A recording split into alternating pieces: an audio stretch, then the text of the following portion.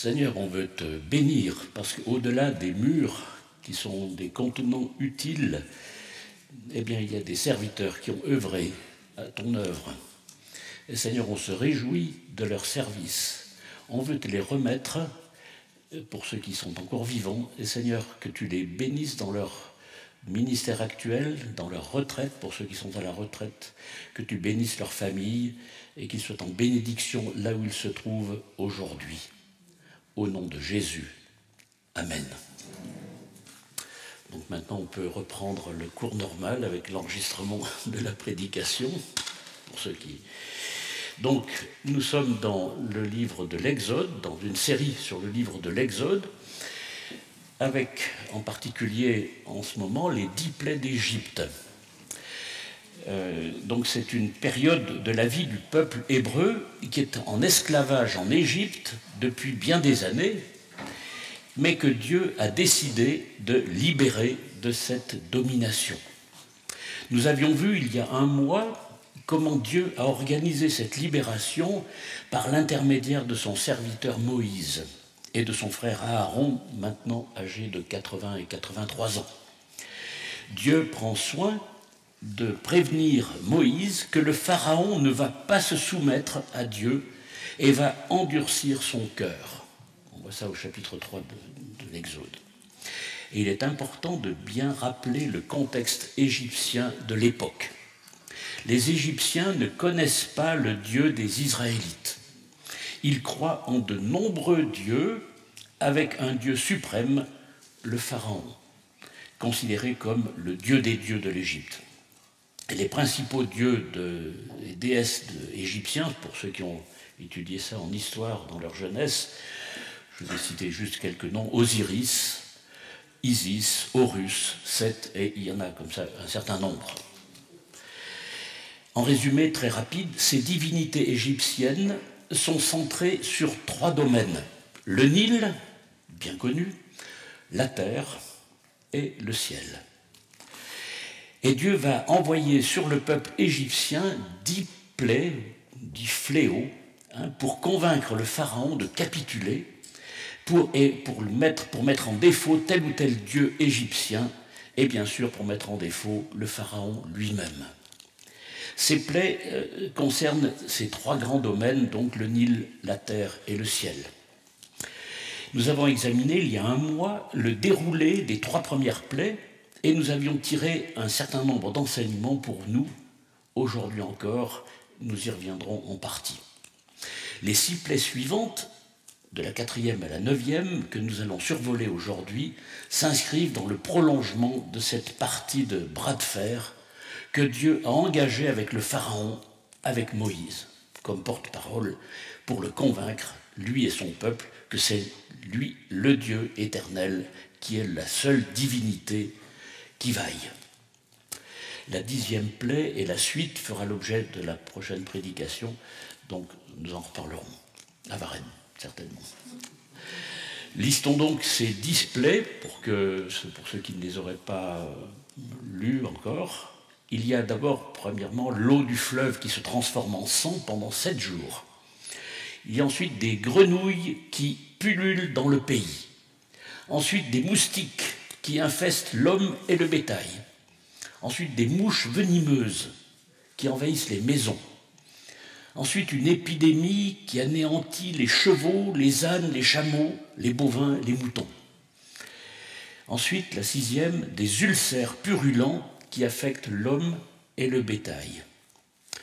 La 7e, la grêle qui tue l'homme et le bétail, qui détruit les récoltes et les arbres.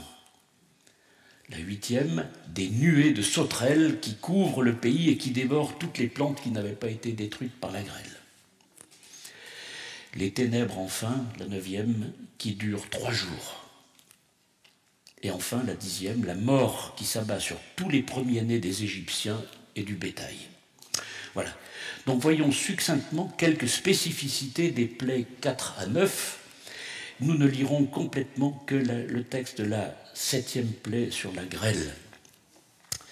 Alors les mouches, numéro 4, les mouches venimeuses, chapitre 8, versets 15 à 28, pour ceux qui ont la Bible ouverte devant eux. Dieu épargne la région de Gozen, qui est la région où séjourne le peuple des Israélites. Le Pharaon donne l'impression de céder. Et il dit, je vous laisse aller et priez pour moi. Voilà ce que dit Pharaon à Moïse.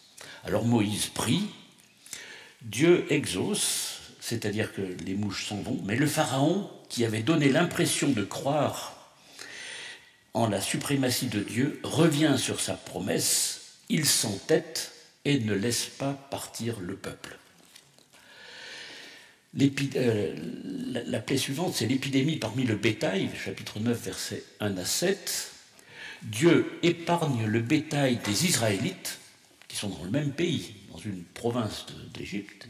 Ce bétail est épargné, mais pas celui des Égyptiens, car le Pharaon n'a pas cédé, ni avant ni après l'échéance fixée par Dieu. On le voit au verset 7.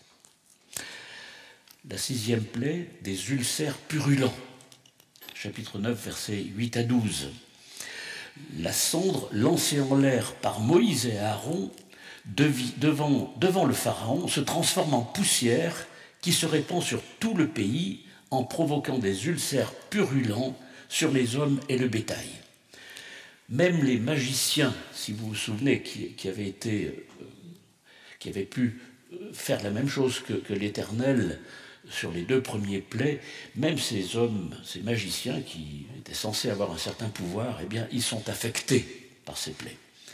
Cela devait déstabiliser le Pharaon, cela devrait déstabiliser le Pharaon, eh bien non, il n'en est rien, il ne cède pas.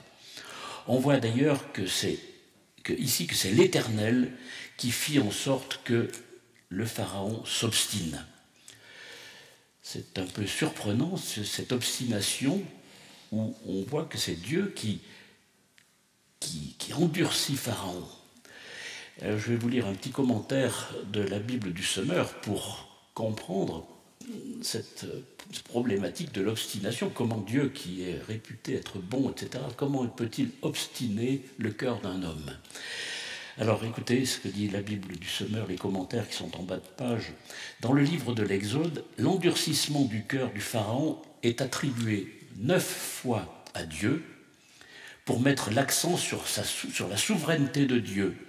Et puis 9 fois à Pharaon lui-même pour mettre l'accent sur la liberté et la responsabilité humaine. Le texte suggère que Dieu, pour réaliser son œuvre annoncée à l'avance, utilise l'exercice par l'homme de sa responsabilité. Le texte ne tente pas d'expliquer comment s'articule l'action divine et l'action humaine.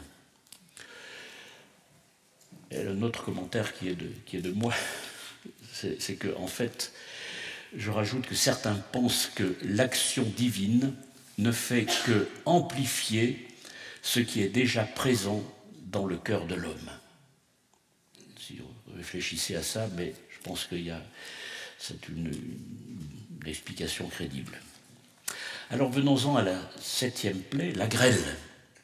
On a eu un épisode de grêle il y a 2 ans, enfin je sais qu'un certain nombre de toitures ont été endommagées. Lisons le texte, chapitre 9, versets 13 à 35.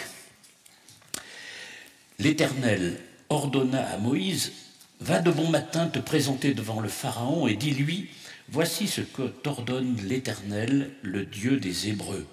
Laisse aller mon peuple pour qu'il me rende un culte, car cette fois-ci, je vais déchaîner toutes sortes de fléaux contre ta personne, contre tes hauts fonctionnaires et contre tes sujets, afin que tu saches que nul n'est semblable à moi sur toute la terre. J'aurais pu tout de suite te frapper de la peste ainsi que tes sujets, et tu aurais déjà disparu de la terre. Mais voici pourquoi je t'ai laissé en vie. C'est pour te faire voir ma puissance et pour que ma renommée se répande sur toute la terre. Verset 17. Tu persistes à t'opposer au départ de mon peuple. Soit. Demain, à la même heure, je ferai pleuvoir une grêle si violente qu'il n'y en a jamais eu de semblable dans toute l'histoire de l'Égypte. Maintenant, Fais mettre à l'abri ton bétail et tout ce que tu as au champ, car tous ceux qui se trouveront en plein champ, qui n'auront pas regagné leur demeure, hommes ou bêtes, périront victimes de la grêle. Ceux des hauts fonctionnaires du Pharaon qui prirent au sérieux la parole de l'Éternel firent mettre en hâte leurs serviteurs et leur bétail à l'abri dans leurs maisons. Mais ceux qui n'y prêtèrent pas attention laissèrent les leurs dans les champs. L'Éternel dit à Moïse, « Entends la main vers le ciel et que la grêle s'abatte sur toute l'Égypte, sur les hommes, les bêtes et toute la végétation dans le pays. » Moïse leva son bâton vers le ciel et l'Éternel déchaîna le tonnerre et la grêle, et la foudre s'abattit sur la terre. L'Éternel fit tomber la grêle sur l'Égypte. Des éclairs jaillissaient au milieu de la grêle, et la grêle était si violente qu'il n'y en avait jamais eu de semblable dans toute l'Égypte depuis que la nation existe. Dans l'ensemble du pays, la grêle frappa tout ce qui se trouvait aux champs, hommes ou bêtes. Elle hacha toute la végétation et brisa tous les arbres. Seule la région de Goshen, où habitaient les Israélites, fut épargnée. Alors le Pharaon fit convoquer Moïse et Aaron et leur dit, « Cette fois-ci, je reconnais que j'ai péché. C'est l'Éternel qui est juste. Moi et mon peuple, nous sommes coupables. Priez l'Éternel de faire cesser le tonnerre et la grêle, et je vous laisserai partir. On ne vous retiendra pas davantage. » Moïse dit, « En quittant la ville, je lèverai les mains vers l'Éternel pour prier. Le tonnerre cessera et la grêle s'arrêtera, afin que tu saches que la terre appartient à l'Éternel. Quant à toi et à tes hauts fonctionnaires, je sais que vous ne craindrez encore pas l'Éternel. » Le lin et l'orge avaient été détruits, car l'orge était en épi et le lin en fleurs. Mais le blé et l'épeautre, qui étaient plus tardifs, n'avaient pas souffert. Moïse sortit de chez le Pharaon. En quittant la ville, il leva les mains vers l'Éternel pour prier. Le tonnerre et la grêle cessèrent, et la pluie s'arrêta de tomber. Quand le Pharaon vit que la pluie, la grêle et le tonnerre avaient cessé, il persista dans son péché et s'entêta. Les hauts fonctionnaires firent de même. Il s'obstina et ne laissa pas partir les Israélites comme l'Éternel l'avait annoncé par l'intermédiaire de Moïse. Comme évoqué lors de la précédente prédication, il y a environ un mois, le problème de la divinité de Dieu, c'est qu'elle est en pleine opposition avec les divinités égyptiennes, qui sont elles-mêmes chapeautées par le Dieu suprême qui est le Pharaon. Dieu cherche à démontrer que tous les domaines de la vie des Égyptiens sont directement impactés et maîtrisés par lui, le Dieu créateur. Les magiciens égyptiens ont bien tenté de rentrer en concurrence avec Dieu lors des 2 premières plaies. Ils ont pu changer de l'eau en sang. Ils ont pu aussi faire la 2e plaie. Mais ce que j'avais dit aussi, c'est qu'ils n'ont pas réussi eux-mêmes à changer le sang en eau. Ils n'ont pas pu faire revenir eux-mêmes le Nil qui était en sang dans de l'eau claire.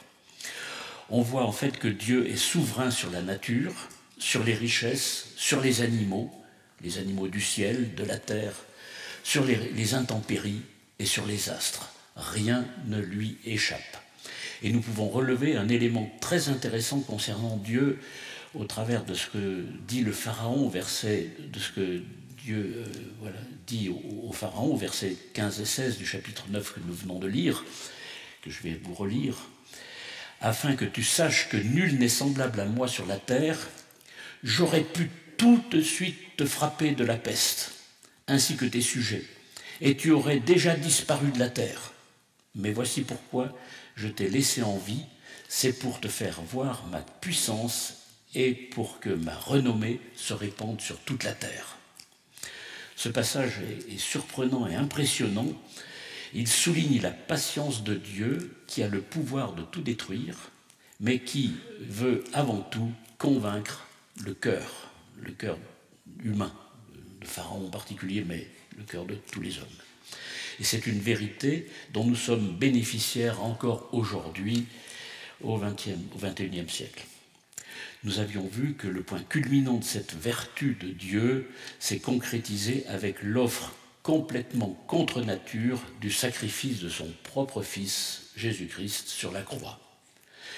Si Dieu a offert son Fils, ce n'est pas par orgueil, ce n'est pas pour montrer sa puissance, ce n'est pas pour que sa renommée se répande sur toute la terre, mais c'est avant tout par amour pour nous. Et le texte bien connu de l'évangile de Jean 3,16 prend ici toute sa place. Et je vais le relire, ainsi que les versets qui suivent, pour que vous perceviez bien l'importance de ce sommet de la bienveillance de Dieu.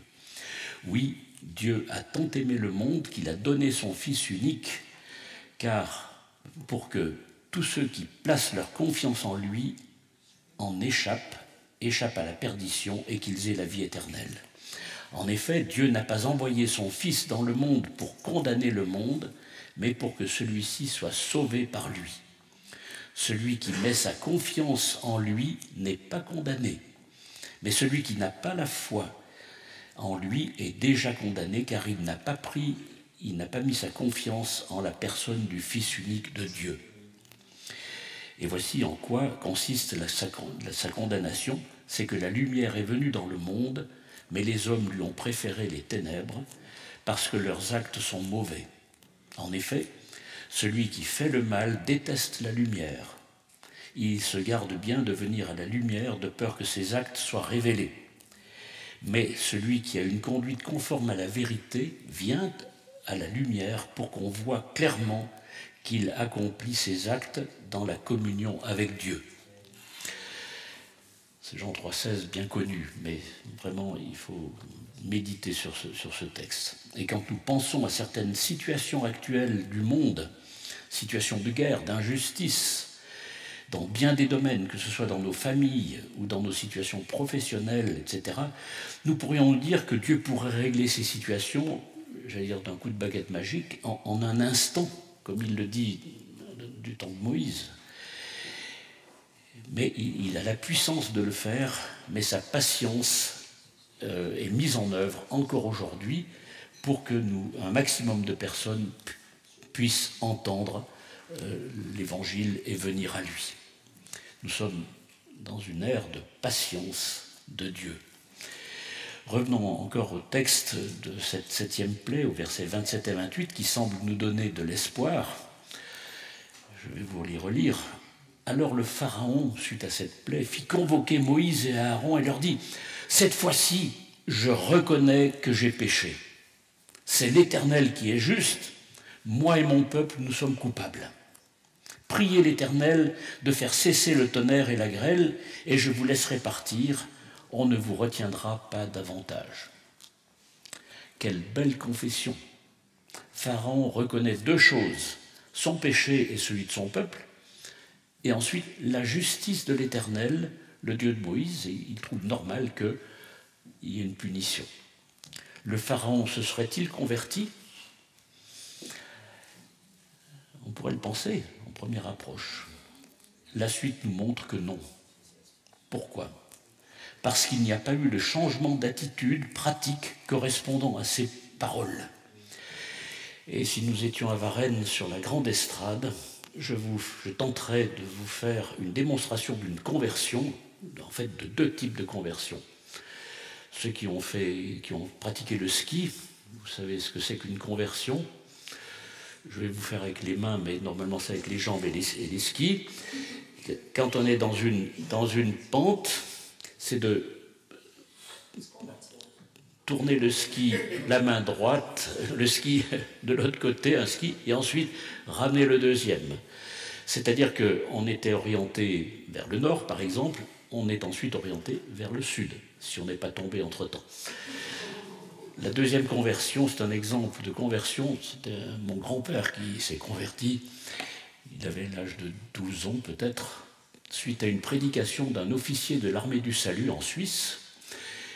Il était en uniforme militaire et sur l'estrade, il a fait une démonstration militaire en marchant en avant, et puis il a fait un demi-tour, toc, toc, toc, et il est reparti dans l'autre sens. Une conversion implique un changement de direction. Un changement de direction. Et si on n'effectue pas ce changement, eh bien, il n'y a pas la conversion. Où en suis-je, moi, aujourd'hui, avec la conversion? Je peux confesser avec ma bouche que je suis pécheur, que Jésus est mort pour moi, comme le Pharaon l'a fait, mais si je n'ai pas enclenché ce changement de direction, eh bien, je reste comme avant, et je ne suis pas converti. Réfléchissons bien à ça, c'est essentiel. Les paroles de la bouche sont importantes, il les faut, mais il faut qu'elles soient suivies des gestes de ce demi-tour dans notre vie. On va passer à la 8e plaie rapidement. Les sauterelles. Et une remarque en introduction à cette plaie, c'est que le Seigneur précise un objectif complémentaire de ces plaies.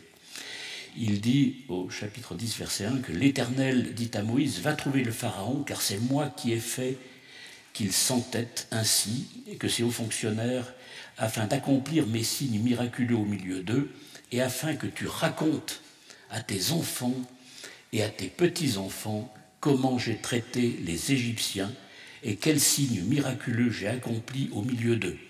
Ainsi, vous saurez que je suis l'Éternel. Ces recommandations de parler à nos enfants et à nos petits-enfants reprend le psaume 78 qui dit la même chose, hein, et qui en fait, il en fait dans le psaume 78 une ordonnance, une règle et même une loi pour les Israélites. Comme du temps de Moïse, nous avons la responsabilité de dire à nos enfants, nous les parents, l'Église a un rôle bien sûr dans l'annonce de l'Évangile, mais le cœur, c'est vraiment nous les parents, pour ceux qui sont parents aujourd'hui, de parler à nos enfants. Nous avons la responsabilité de dire, sur la base de ces exhortations très fortes de ce psaume et de ce livre de l'Exode, de parler à nos enfants pour dire ce que Christ a fait pour nous, et il peut le faire pour eux aussi. Un autre élément important dans la phase préliminaire, c'est que les hauts fonctionnaires, on voit que dans le début de verset 7, que les hauts fonctionnaires sont lucides, contrairement à Pharaon, parce qu'ils interpellent le Pharaon en lui disant « Non, mais fais quelque chose là, tu dois faire quelque chose ». Donc on voit que les magiciens avaient déjà dit « C'est le doigt de Dieu qui agit ». Maintenant, c'est les hauts fonctionnaires, les ministres, si vous voulez, qui disent « Hé Pharaon, là, il faut que tu réfléchisses. Hein. Là, Dieu, il ne va pas être d'accord. Hein. » Et donc, ici, Pharaon aménage la proposition de Moïse en limitant la participation au culte voulu par Dieu aux seuls hommes et à tous. Il cède un peu. Dieu, au travers de Moïse, avait dit « Laisse partir tout mon peuple ». Pharaon, il dit « Bon, ben, je vais laisser partir les hommes seulement ». Et évidemment, ce n'est pas la volonté de Dieu. Et là, Dieu déclenche la 8e plaie, suite à une fausse repentance du Pharaon et à la prolongation de son obstination. Et la dernière plaie, les ténèbres, chapitre 10, versets 21 à 29. Après avoir manifesté sa toute-puissance sur l'eau du Nil, sur les divers insectes et animaux, sur les êtres humains, avec les ulcères, sur les événements climatiques, avec la grêle, Dieu agit maintenant sur les astres du ciel en envoyant des ténèbres sur toute l'Égypte, sauf dans la région occupée par les Israélites. Alors peut-être que les physiciens pourraient nous dire exactement comment ça a pu se passer, une éclipse partielle. Bon, on ne va pas s'engager dans ce débat. Je ne suis pas compétent. Peut-être que vous avez des compétences, mais moi je ne les ai pas. Mais en tout cas, Dieu savait ce qu'il faisait puisqu'il a maintenu la lumière dans la province où étaient les Israélites. Bref, Donc c'est une nouvelle obstination de Pharaon qui résiste encore malgré ces 3 jours d'obscurité, qui refuse de s'aligner sur les exigences de Moïse, qui lui veut partir non seulement avec les hommes évidemment, mais avec les femmes et le bétail. Donc Pharaon ne se repent pas. Et face à la détermination de Moïse, le Pharaon refuse de laisser partir le peuple et coupe définitivement les ponts avec Moïse. Il ne veut plus en entendre parler. Et nous verrons la prochaine fois la 10e et dernière plaie, celle qui concrétisera la libération du peuple et sa sortie définitive de l'Égypte. Mais pour conclure, voyons maintenant les implications et les retombées pratiques de ce texte pour notre propre vie. On avait vu la dernière fois que, premièrement, c'est la vigilance par rapport aux idoles. Nous avions été encouragés à examiner notre vie, à réfléchir à la tendance de notre cœur de s'attacher plus facilement à des idoles qu'à Dieu. Nous avions indiqué que nos idoles, c'est tout ce que nous pensons hors Dieu être la source de notre vie, de notre équilibre, de notre bien-être, de notre sécurité, de nos valeurs et de notre espérance. Et nous pouvons facilement être tentés de fonder cette sécurité sur nos capacités personnelles, sur notre patrimoine, sur notre emploi, sur notre charme, sur nos loisirs, plutôt que sur Dieu.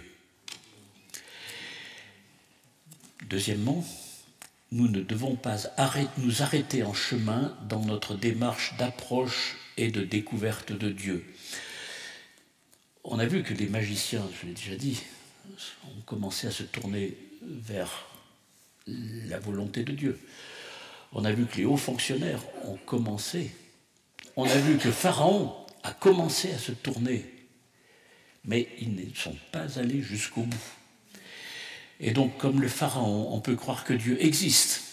On peut même lui confesser notre péché, même sans pour autant faire ce demi-tour que j'aurais voulu faire devant vous.